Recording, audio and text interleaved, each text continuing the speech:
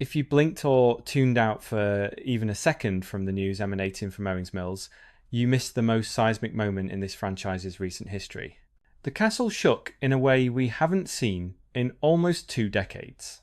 For the first time since the brutal decision to end the John Harbaugh era was made, Steve Bisciotti and Eric DeCosta sat before the microphones for what was not just a farewell press conference, but a strategic confession that completely changed the league's landscape. Bisciotti didn't just talk. He opened the backstage doors and let slip precious details about where the Baltimore Ravens might be heading toward their next head coach. The silence that hung over the city was replaced by an electric pulse, as the franchise owner gave direct clues, signaling that the next chapter won't necessarily be written by a new face, but perhaps by someone the world has hastily labelled a failure in previous experiences. We're covering this search wall to wall to ensure you don't miss a single detail of this historic transition for the Purple Rain.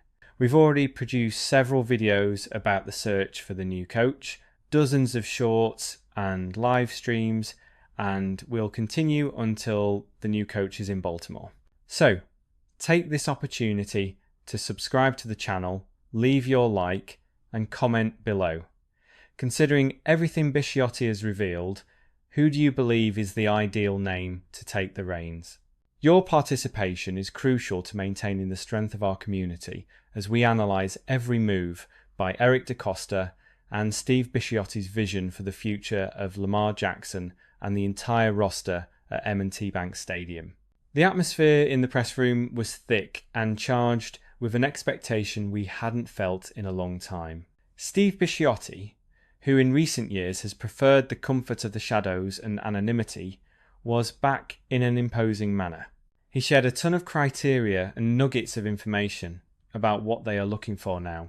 Bisciotti admitted that, unlike almost 2 decades ago, he is deeply intrigued by coaches who were the most sought-after offensive and defensive coordinators in past cycles, professionals who earned their chances in non-competitive organisations without quarterbacks, and who were ground down by the machinery of dysfunctional franchises.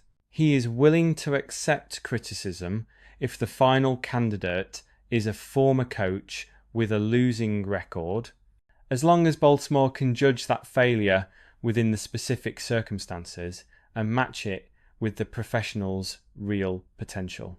He believes these coaches have taken tough jobs in the past, but that Baltimore is not a tough job. On the contrary, it's the best open position in this cycle.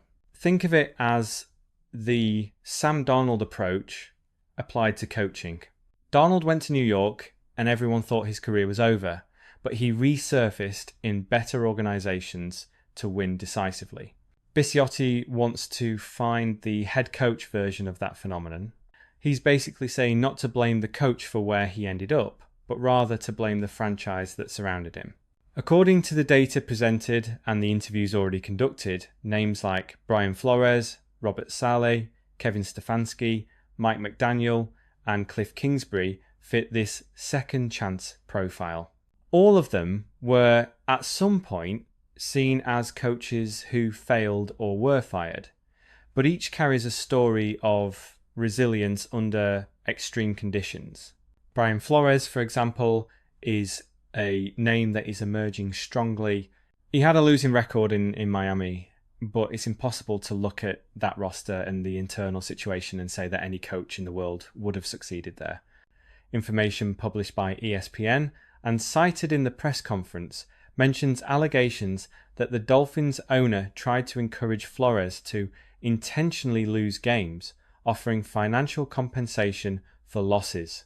Even so, Flores delivered consecutive winning seasons for the first time in decades with that franchise. He didn't fail. He survived an organisation that tried to sabotage its own performance on the field. For the Ravens, hiring someone with that grit and mentality would be a giant step towards reclaiming their DNA of physical and mental dominance. Robert Saleh is another example of someone who received a very small slice of the pie. He went to the Jets, a place historically difficult to win, and achieved impressive defensive results. However, administrative chaos and constant changes, including the dynamic with veteran quarterbacks who take on the role of de facto managers, ultimately imploded Saleh's work. Now, he demonstrates elsewhere that his defensive mind remains one of the most dominant in the league. Bringing Saleh back to Baltimore would mean bringing back the play like a Raven mentality, an identity that seems to have been diluted in the moments of extreme pressure and fourth quarter collapses that marked the recent past. Kevin Stefanski also comes into focus for having operated in Cleveland under almost unprecedented quarterback instability. He dealt with more than a dozen different starters and still managed playoff wins and Coach of the Year awards. When he had minimally functional quarterbacks, his record was overwhelmingly victorious. Bisciotti and DeCosta's logic is clear. If these men could achieve something in places where no one has won for decades, what could they do in a stable organisation with an MVP like Lamar Jackson and an elite support structure? They are looking for someone who is a tactical expert, a master of the whiteboard who offers a real schematic advantage, something they felt was lacking in the previous management. The era of purely motivational leadership seems to be giving way to the era of technical genius and absolute accountability. Following this line of reasoning, the analysis of Baltimore Ravens news leads us to a territory where franchise, culture and technical competence need to collide. Steve Bisciotti and Eric DeCosta have been very specific about what they don't want, and this leads us directly to the debate about Mike McDaniel. While McDaniel maintained an acceptable win average in Miami, the big question hanging over the castle is what he would do with Baltimore's culture. When we think of the Ravens, the words that come to mind are passion, strength, character, and intensity. We look for someone who can impose their will on opponents with a physical, unpleasant, and determined style of play. McDaniel, with his more relaxed, fun, and chill style, seems to be the opposite of what NFL news dictates as the standard of excellence for the purple and black. Would he be a new Ravens coach capable of maintaining discipline at M&T Bank Stadium? Many believe he would be a dream offensive coordinator, especially working with the genius of Lamar Jackson. But as the primary leader, there's a real fear that the ironclad identity of our defence could be lost amidst handshakes and smiles. On the other hand, when we look at names like Kliff Kingsbury, the tone of the conversation changes drastically.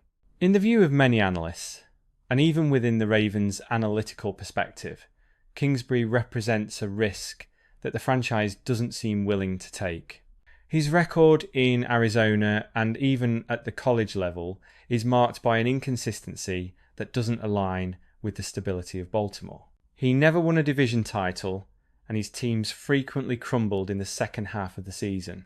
Hiring someone with that track record would be ignoring John Harbaugh's warning about the need for resilient leadership. The Ravens don't just need someone who understands modern passing attacks.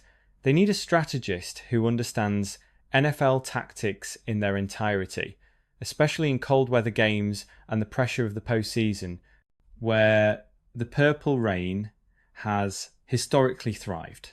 What Eric DeCosta made clear is that the search is for leaders who hold the reins and keep the players accountable. The focus now is on the expertise of the X's and O's, the tactical detail that makes your jaw drop when you look at the whiteboard. This is the big piece that was missing from recent Ravens highlights, a clear schematic advantage over opponents. In the current era, it's not enough to be a great leader of men if you're tactically outmatched week after week. The next commander needs to be able to design plays that put Lamar at an advantage even before the ball is centered. That's why names like Flores Ravens or Robert Saleh Ravens carry so much weight. They are aggressive defensive minds who understand how to nullify modern systems, while figures like Kevin Stefanski show they can squeeze blood from a stone with creative game plans even under adversity. John Harbaugh's decision to move on opened a wound, but also a golden opportunity. Baltimore is, without a doubt, the best job available in the 2026 NFL. We have first-class infrastructure, a fanatical fan base that makes the ground shake on Sunday Night Football, and a roster brimming with talent. The next coach will not inherit a rebuild, but rather a powerful machine that only needs the right engineer to return to the top. Behind the scenes at the Ravens, it appears that the interviews are the most rigorous in history, with Bisciotti actively participating and ensuring that the next leader has the necessary mettle to bear the weight of the crown. The era of purely motivational leadership is over. The future belongs to the strategist who can combine Baltimore's historical physical brutality with the tactical sophistication demanded by the modern game. While we await the purple smoke to emerge from the castle announcing the new name, the lesson from this epic press conference remains: the Ravens aren't afraid to look to where others have seen failure to find their next hero. Redemption is a recurring theme in this city's history, and there could be nothing more poetic than a discredited coach lifting the trophy in the name of the Purple Rain. We are vigilant, following every rumour and every movement of private jets to bring you confirmation of who will be responsible for guiding the destiny of this franchise. The pursuit of tactical perfection continues, and Bisciotti's commitment to taking a beating to defend his vision shows that Baltimore will never settle for mediocrity. The standard is the Super Bowl, and nothing less than absolute excellence will be accepted in the new era that begins now. As always, we'll keep you updated with the latest information on the search for a head coach and all roster moves. Be sure to follow our upcoming content where we'll do an in-depth analysis of each coordinator who could join the new coaching staff.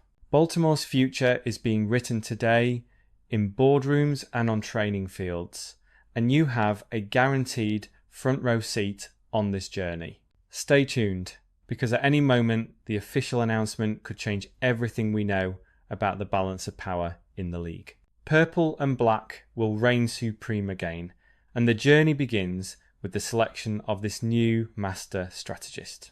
Purple reign forever,